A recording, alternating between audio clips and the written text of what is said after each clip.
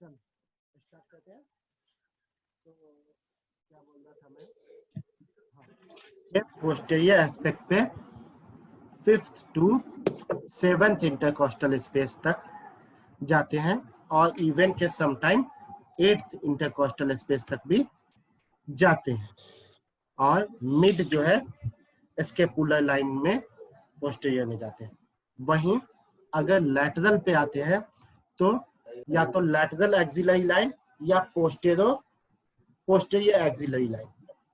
Lateral axillary line से interior axillary line की तरफ नहीं बढ़ते हैं कभी भी, till the last point is the lateral axillary line.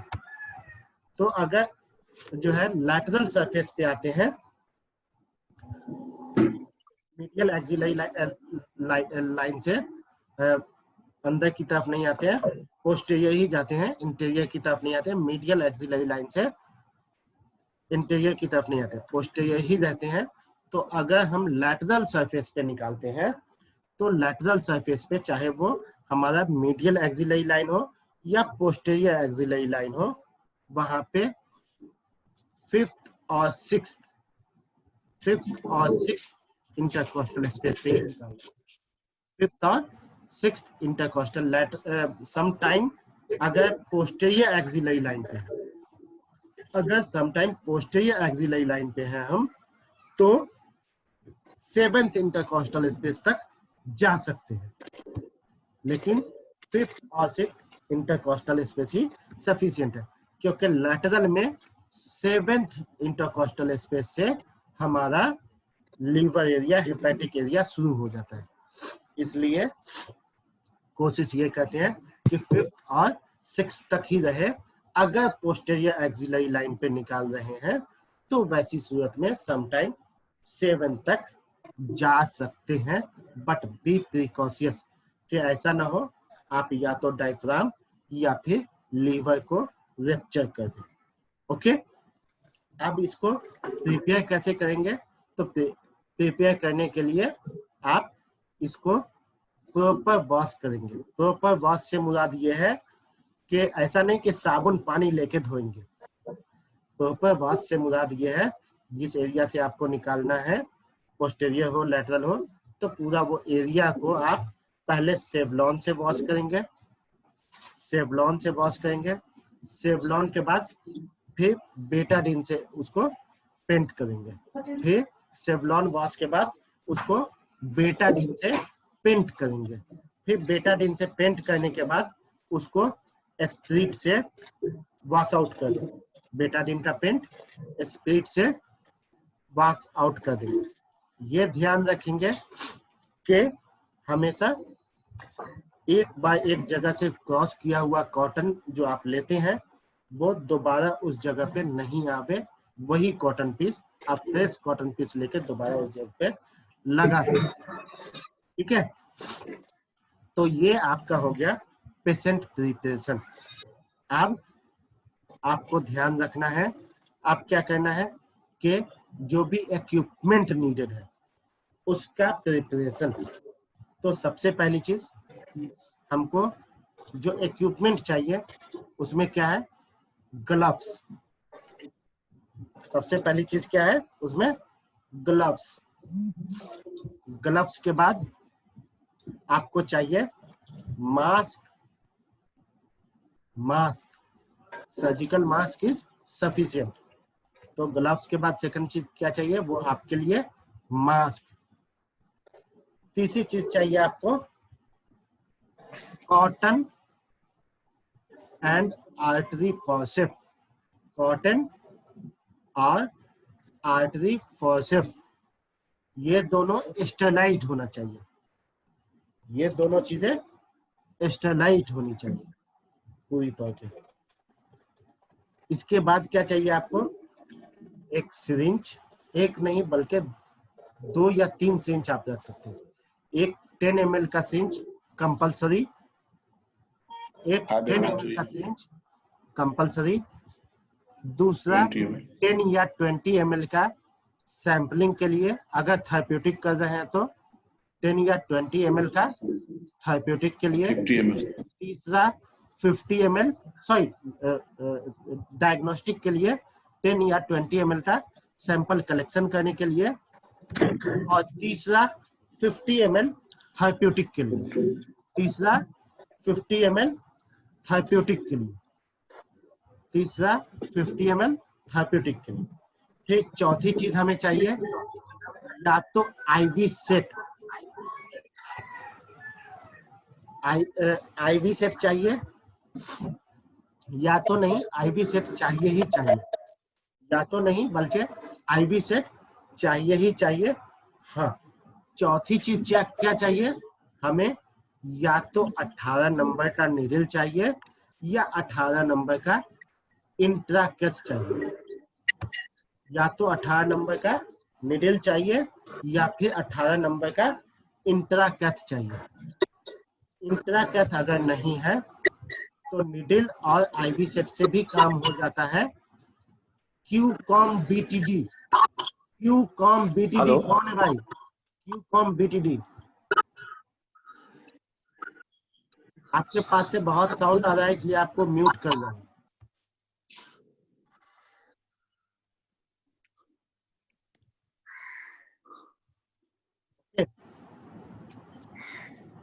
तो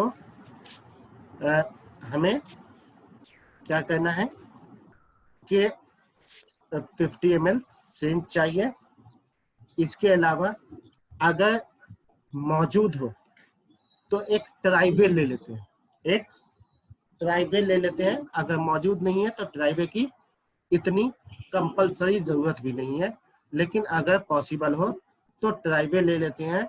अगर निडिल का यूज करते हैं, अगर निडिल का यूज करते हैं डायरेक्टली इंट्राकेथ की जगह तो ट्राइवे ले लेंगे, और अगर इंट्राकेथ का यूज करते हैं तो इंट्राकेथ में ट्राइवे वाली इंट्राकेथ लेंगे, इंट्राकेथ में ट्राइवे वाली इंट्राकेथ लेंगे। ट्राइवे आपने देखा होगा इंट्राकेथ में एक नॉब लगा हुआ होता है घुमाने वाला, तीन साइड से उसकी ओपनिंग होती है, जो एक साइड पेशेंट के बॉडी में इंटर किया जाता है, इससे इंटी से कनेक्ट होता है, दो साइड से हम दो अलग अलग लाइन कनेक्ट कर सकते हैं, तो उसको ट्राइवे कहते हैं। तो सिर्फ वो नॉब जो है ट्राइवे वाला वो भी मिलता है, और इंट्राकेथ एक स्ट्रेट इंट्राकेथ भी आता है सिंगल बाई वे, और दूसरा ट्राइवे होता है, जो कि हम लोग के यहाँ ज्यादातर ट्राइवे यूज होता है।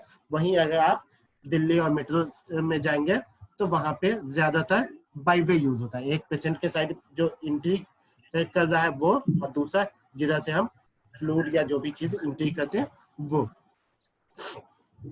तो अपने यहाँ तो ट्राइवे ही ज्यादातर यूज होता है। ठीक है, अब ये हो गया।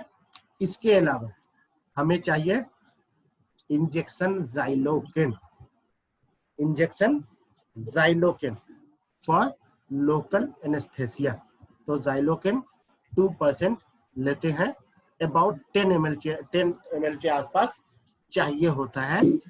जो पहला जो 10 ml का सिरिंज लिया आपने, तो उसके लिए आपको चाहिए होता है वो Xylocaine 10 ml for local anaesthesia purpose.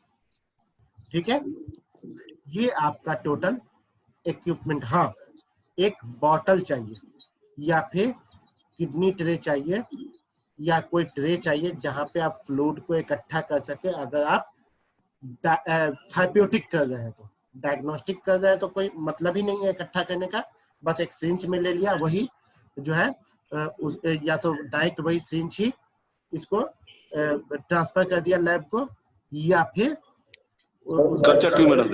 या कंटेनर, जो कंटेनर वाला ट्यूब जो होता है उसमें डाल के लैब को ट्रांसफर कर दिया।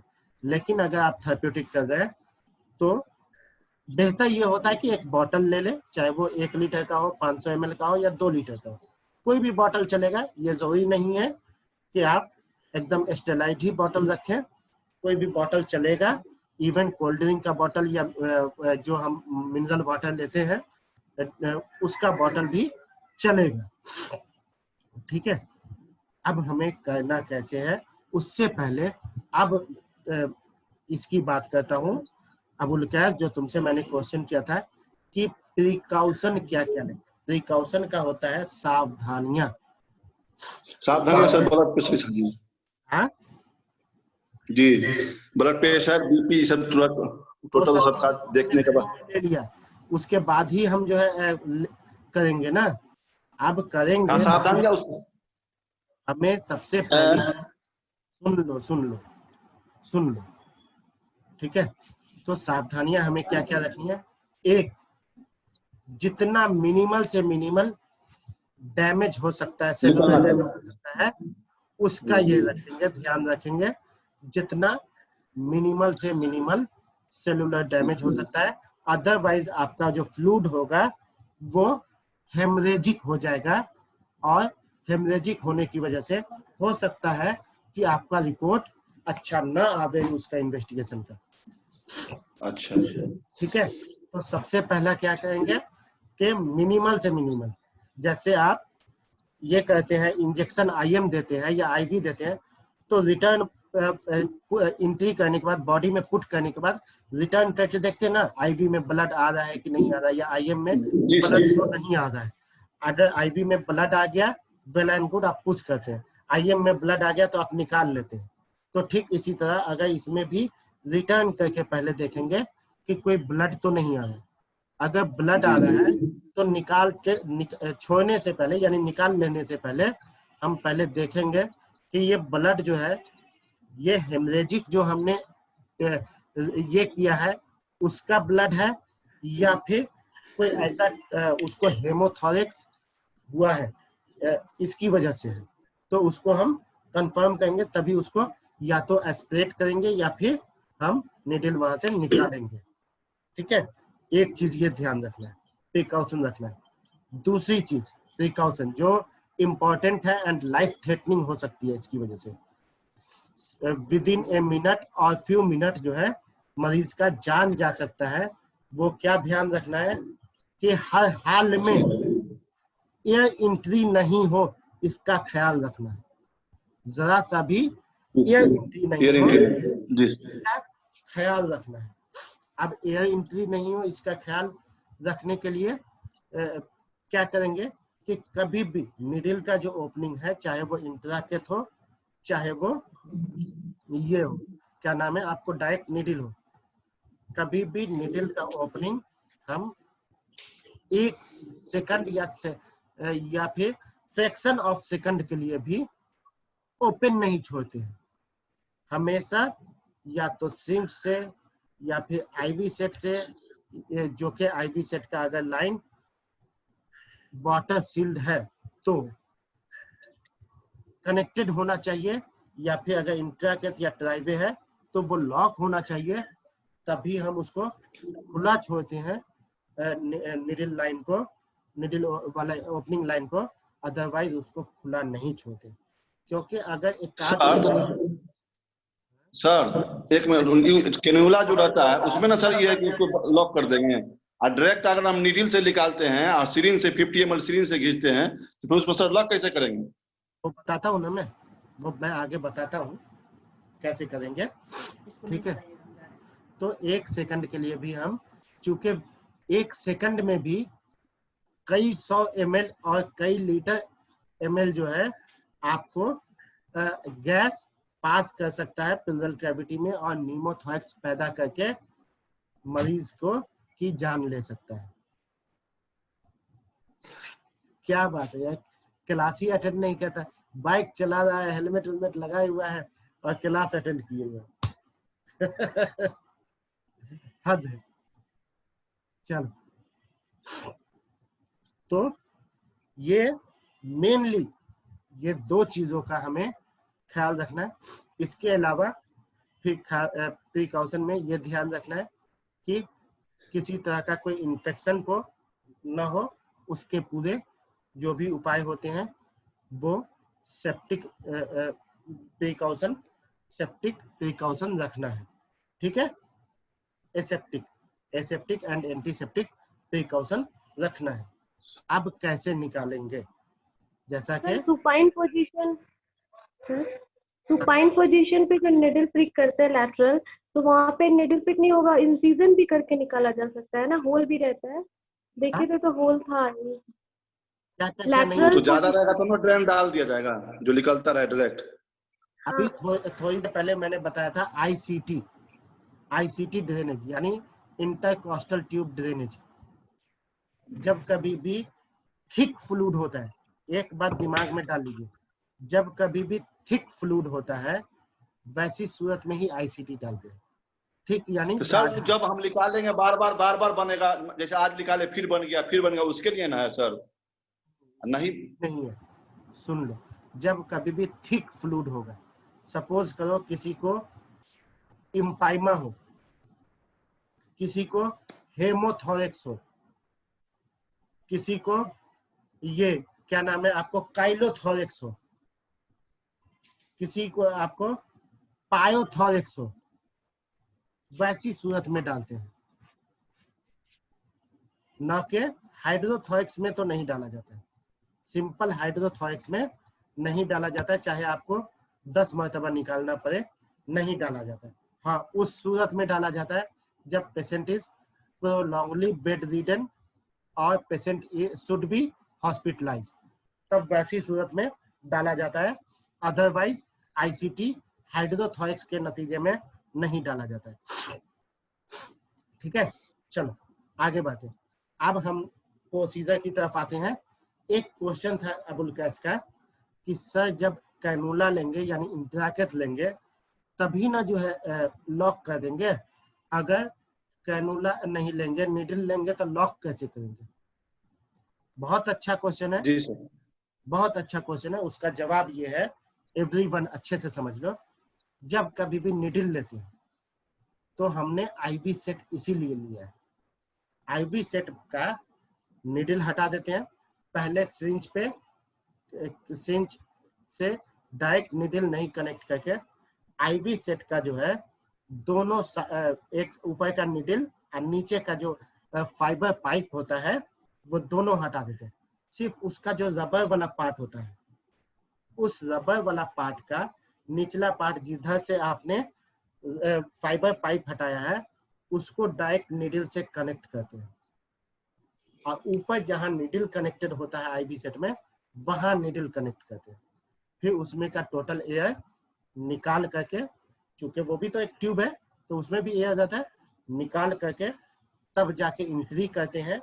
और इंसर्ट करने के बाद जब हमें इसको हटाना होता है, जब कभी हमें नीडल को हटा के यानी कि नीडल को खाली करना, सपोज कीजिए आपने 50 ml खींच लिया, 50 ml खींचने के बाद अब नीडल आपको हटाना पड़ेगा, तभी या तो दूसरा नीडल लगाइए, सिरिंज हटाना पड़ेगा तभी या तो आप दूसरा सिरिंज लगाइएगा या फिर उस सिरिंज को इम्प्टी करके बॉटल में या फिर कहीं भी ट्रे में इम्प्टी करके तो फिर वही सिरिंज दोबारा लगाइएगा। तो इसलिए आर्टरी फॉरसेप्स लिया था कि आर्टरी फॉरसेप्स से वो रबर वाला पार्ट को पहले क्लैंप करते हैं तब जाके सिरिंज हटाते हैं, बिना क्लैंप किए हुए सिरिंज नहीं हटाते।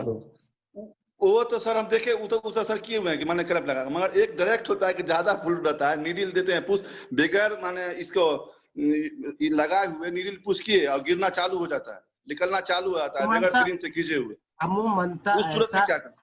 सुनो ना, अमूमनता ऐसा एसाइटिस फ्लूइड में होता है।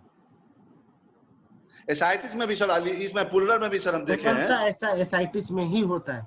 पिलरल में कभी भी अगर किसी ने किया ऐसा, एसाइटिस में सर तो निकालना पड़ेगा, उसमें तो इसमें कैनून ई लगाएंगे और अपने आप गिरने लगता है एसाइटिस में। ठीक है, तो वही बता रहा हूँ कि अगर किसी ने इस तरह का प्रोसीजर किया निडल से, इसमें किया, पिलरल में किया, तो this is the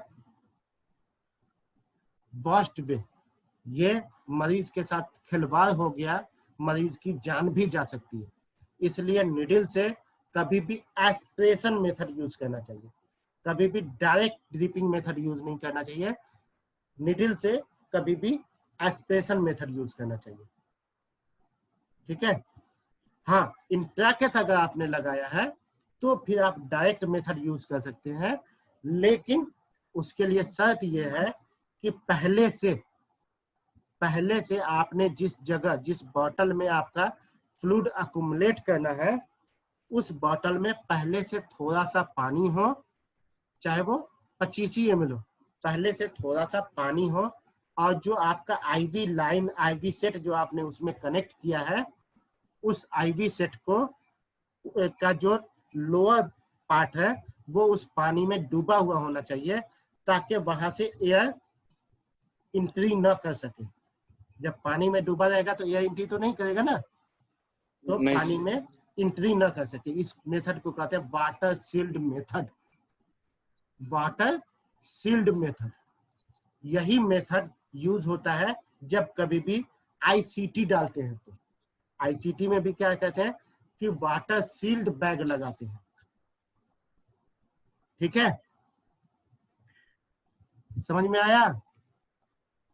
ji sir. Sir sir एक क्वेश्चन है, क्या एक क्वेश्चन है सर, जब लोक्यूलेट फॉर्म होगा तो फिर मतलब कट रही है हिदायतुल्लाह।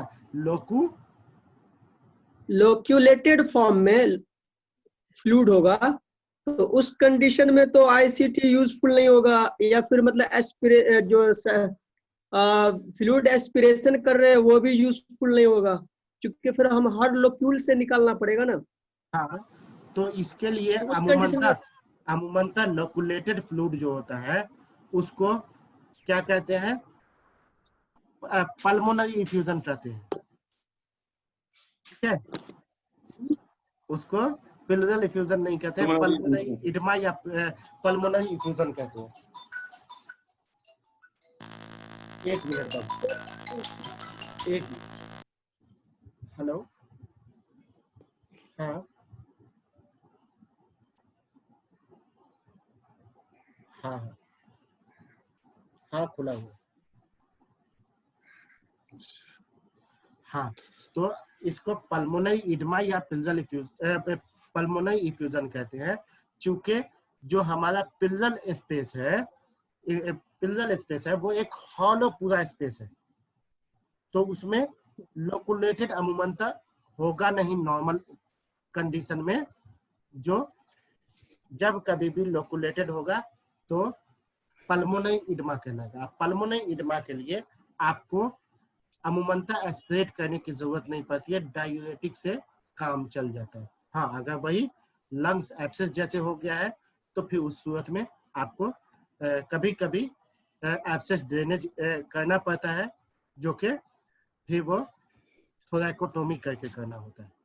सर जो पढ़े थे रात में कि पारानिमोनिया मतलब कि जो से न्यूमोनिया इफ्यूजन है उसका जो कॉम्प्लिकेशन होता है वो लिक्विडेटेड फॉर्म में होता है, मतलब कि फ्लूइड का जो है से प्लूरल स्पेस में क्या लिक्विड बताया फॉर्म में मैं होता आपको, क्या बताया अभी कि अमूमनता क्या होता है कि इंट्रा पल्मोनरी होता है। इंट्रा पल्मोनरी रीजन में पारानिमोनिक इफ्यूजन अभी मैंने क्या बताया है, एसोसिएटेड विद द क्या होता है, निमोनिया या जी। फिर ब्रोंकिक्टियासिस या तो फिर सर फिर ये लंग सेप्सिस। सर फाइब्रिनोलाइटिक क्यों डालते हैं उसके साथ? हाँ? फाइब्रिनोलाइटिक फिर मतलब कैसे डालते हैं? फाइब्रिनोलाइटिक के साथ मतलब कि जो है ड्रेनेज करते तो भी नहीं होता है। उसको डाइल्यूट करने के लिए डालते हैं भाई। सर आपकी आवाज नहीं आ रही। डाइल्यूट करने के लिए दो चीजें करते हैं, एक तो फाइब्रिनोलाइटिक डालते हैं, दूसरी चीज उसमें जो है डिस्टिल वाटर या एनएस डालते हैं। दोनों चीजें डालते हैं, एक तो उसके थिकनेस को जो है कम किया जा सके, लिक्विडिटी बढ़ाई जा सके, दूसरी चीज वहां से ब्लीडिंग न के बराबर हो, इसके लिए फाइब्रिनोलाइटिक डालते हैं। ठीक है, और अमूमनता जो है ये पारानिमोनिक इफ्यूजन बिल्कुल सही है कि वो लोकुलेटेड ही होता है, क्योंकि एसोसिएटेड वो किससे होता है, निमोनिया से या फिर ब्रोंकिक्टियासिस से या फिर एब्सेस से। अंडरस्टूड? जी सर। चलिए सर आगे। बोलो काशिफ, हेलो बोलो काशिफ। जी। सर जैसे आपने बताया कि मतलब स्कैपुला के नीचे से 3/4 जो भी इंटरकोस्टल स्पेस पे अकॉर्डिंग टू 3/4 मैंने एक्सरे बोला ही देख नहीं करके है, हम 3/4 मैंने बोला ही नहीं है, 5th से लेके 7th तक।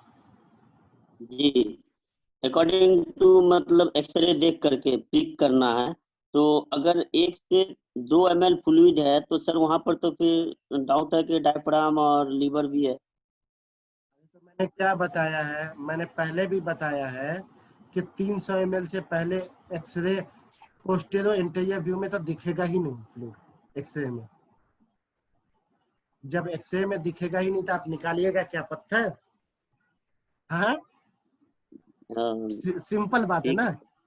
अभी बताया है स्टार्टिंग लिंक में आ गया है सर। कि 300 ml से पहले तो दिखेगा ही नहीं। सर नेक्स्ट क्लास का अंडरस्टूड? लिंक आ गया। बस 2-3 मिनट रुक जाओ, 2-3 मिनट में मैं खत्म करता हूँ। तो अब हमने ओके सारा Yes, प्रिपरेशन कर लिया, सारा कुछ हो गया। अब क्या करना है, सबसे पहले ज़ाइलोकेन लोड करना है। ज़ाइलोकेन लोड करने के बाद सिरिंज में अगर हम निडल से निकाल रहे हैं तो निडल वो जो सिरिंज का निडल होता है उसको हटाएंगे। उसको हटा के अब आईवी सेट वाला जो रबर है उस रबर को लगाएंगे। उसके ऊपर से हम 18 नंबर निडल लगाएंगे और उसका एयर निकाल के हम जहां पुट करना है, हमें जहां पे इंसर्ट करना है, चाहे वो लैटरल पोजीशन पे हो या पोस्टीरियर पोजीशन पे, वहां हम इंटरकोस्टल स्पेस में, ध्यान रहे पल्पेट करना है, इंटरकोस्टल स्पेस में ही पुट करना है, रिब्स पे नहीं जाना है। नहीं तो उसके रिब्स पे अगर टकराता है तो आपके निडल का जो पॉइंट है वो ब्लंट हो जाएगा, फिर वो पेनफुल रहेगा। इसलिए इस पे नहीं जाना है। इंटरकोस्टल स्पेस में धीरे धीरे पुश करते जाना है अंदर, और धीरे धीरे जैसे 0.2 mm पुश किया, थोड़ा सा सबक्यूटेनियस क्रॉस करने के बाद, 2 mm पुश किया, 1 से 2 ml ज़ाइलोकेन डाला, फिर 0.2 mm पुश किया निडल को, फिर 1 से 2 ml ज़ाइलोकेन डाला, फिर धीरे धीरे पुश करते जाना। धीरे धीरे हम ज़ाइलोकेन डालते चले जाएंगे। एक टाइम आएगा जब आपको लगेगा कि निडल, ये प्रैक्टिकल चीज बता रहा हूँ, कि एक टाइम आएगा जब आपको लगेगा कि निडल फ्रीली, या जो आप फ्लूइड डाल ये ज़ाइलोकेन डाल रहे हैं वो बिल्कुल फ्री हॉलो स्पेस में जा रहा है। तो जैसे ही तो उस ज़ाइलोकेन जो बचा हुआ रिमेन ज़ाइलोकेन होगा उसको इंसर्ट कर देंगे, प्रेस पुश कर देंगे अंदर। उसके बाद वही 10 ml सिरिंज से एस्पिरेट करके देखेंगे कि फ्लूइड आ रहा है या नहीं आ रहा है। वही 10 ml सिरिंज से हम ये देखेंगे कि फ्लूइड आ रहा है या नहीं आ रहा है। अगर फ्लूइड आ रहा होगा तो जो हमें कलेक्शन लेना है वो, या फिर एक सिरिंज लेके और उसको हम क्लैंप करेंगे। क्लैंप करने के बाद वो सिरिंज हटा देंगे। दूसरा अगर 20 ml सैंपल चाहिए तो 20 ml वाली सिरिंज लेके फिर क्लैंप खोल के और उसके बाद एस्पिरेट करेंगे 20 ml, और फिर क्लैंप लगा के तब सिरिंज हटाएंगे। और फिर जो है वो दूसरा 50 ml सिरिंज पुट करके और क्लैंप खोलेंगे। और वापस से रिपीटेड जब तक आप एस्पिरेट कर सकते हैं। बीच बीच में हर 100-150 ml एस्पिरेट करने के बाद आपको ब्लड प्रेशर चेक करना है। और हर 100-150 ml एस्पिरेट करने के बाद ब्लड प्रेशर चेक करना है कि ब्लड प्रेशर फॉल तो नहीं हो रहा है। अगर ब्लड प्रेशर फॉल होने लगे सीधे तुरंत रोक देना है। ये तो हो गया प्रोसीजर आपको इसके लिए, निडल वाले के लिए। अगर इंट्राकट डाल रहे हैं, अगर इंट्राकट डाल रहे हैं तो वैसी सूरत में क्या करना है कि पहले आपने इंट्राकट पुश किया। इंट्राकट पुश करने पहले तो आपने जो प्रोसीजर है इसका लोकल एनेस्थेसिया देने का सेम प्रोसीजर अपना है। इवन उसको जो आपने ड्रॉ किया फ्लूइड 10 ml वो भी सेम किया, उसी के लाइन में।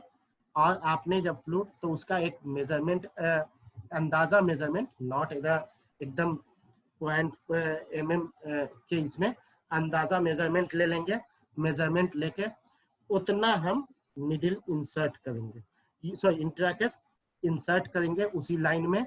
इंसर्ट करके और धीरे पहले सिरिंज लगा के हल्का एस्पिरेट करके देख लेंगे कि फ्लूइड आ रहा है या नहीं आ रहा।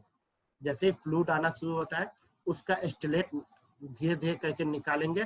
जैसे ही स्टिलेट रिमूव होगा जहाँ से ये है लॉक पॉइंट है, ड्राइवे है, वैसे ही हम उसको लॉक करेंगे। लॉक करके वापस से जहाँ तक अंदर जा सकता है अंदर पुश कर देंगे और लॉक करके फिर मार दिया पूछ रहा फिर उसका फिक्सर लगा के फिर हम धीरे धीरे करके एस्पिरेट करेंगे। एस्पिरेट करने के बाद जो प्रोसीजर बताया एस्पिरेट करने का वही प्रोसीजर होगा। अगर डायरेक्ट आपको फ्लूइड लोड ज्यादा है, इंट्राथोरेसिक प्रेशर ज्यादा है, तो आप डायरेक्टली उसमें आईवी सेट कनेक्ट करके रख सकते हैं नीचे बॉटल में, जो कि बॉटल आप में आईवी सेट जब रखेंगे तो वो आईवी सेट का ओपनिंग जो है वो वाटर सील्ड होना चाहिए। ओके, और उसके बाद जब आना बंद होता है फिर रिमूव करके वहां पे कुछ देर के लिए या तो डायरेक्ट हैंडी प्लास्ट चिपका देते हैं या हल्का बेटाडीन पेंट करके चिपका देते हैं। कुछ देर के लिए 10 मिनट में वापस से वो रिमूव कर सकते हैं। तो ये ओवरऑल प्रोसीजर होता है हमारा इसका ब्रायोकोसेंटेसिस का। ओके सर, सर रिब्स का काउंटिंग पोस्टीरियर जो लैंडमार्क्स क्या होता है, काउंट कहाँ से करेंगे? स्टार्ट कहाँ से करेंगे आप? स्टार्ट तो कर लीजिए इंटीरियर से, उसी को आप पल्पेट करके पोस्टीरियर जाए ना, क्योंकि पीछे से आप कैसे काउंट करेंगे जहाँ पे स्केपुला है? तो इन्फेरियर एंगल ऑफ स्केपुला जो 7th रिब किसके अपर बॉर्डर पे होता है, तो वहां से काउंट नहीं कर सकते हैं? वो आप एक अंदाजा ये कर सकते हैं कि चलिए ये 7th रिब है, यहाँ से हम ये कर सकते हैं, लेकिन एग्जैक्टली आप अगर जाना है तो इंटीरियर से पल्पेट करके आप जा सकते हैं। पहले 5 को तो यही छोड़ ही देना है, तो 1 2 3 4 5 के बाद आप पल्पेट करके जा सकते हैं कि ये हमारा ये। रही बात वो आप एनाटॉमिकल इससे ले सकते हैं कि जो हमारा लोअर बॉर्डर ऑफ ये होता है, लोअर सरफेस ऑफ स्केपुला होता है, वो upper border of 8th rib को टच करता है। ठीक है, तो उससे भी आप ले सकते हैं। तो उसके पैरेलल में लेंगे, जस्ट स्लाइटली अबव लेंगे तो 7th इंटरकॉस्टल स्पेस रहेगा, उसके नीचे लेंगे तो 8th इंटरकॉस्टल स्पेस होगा। जी, okay, thank you sir. Anything else? No sir. No sir, शुक्रिया। एक आदमी अटेंडेंस रिकॉर्ड करके मुझे भेज दो।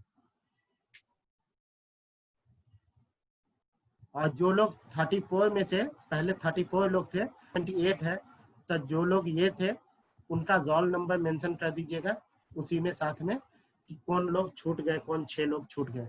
पहले जो लेक्चर खत्म हुआ था उसमें 28 लोग थे, 34 लोग थे, अभी 28 ही है।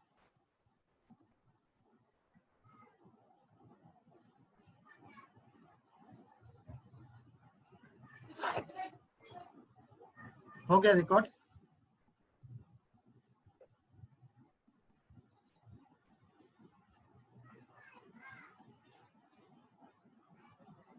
हो गया रिकॉर्ड? काशिफ रिकॉर्ड कर रहे हो? नहीं, हम नहीं कर रहे हैं। कर लो रिकॉर्ड।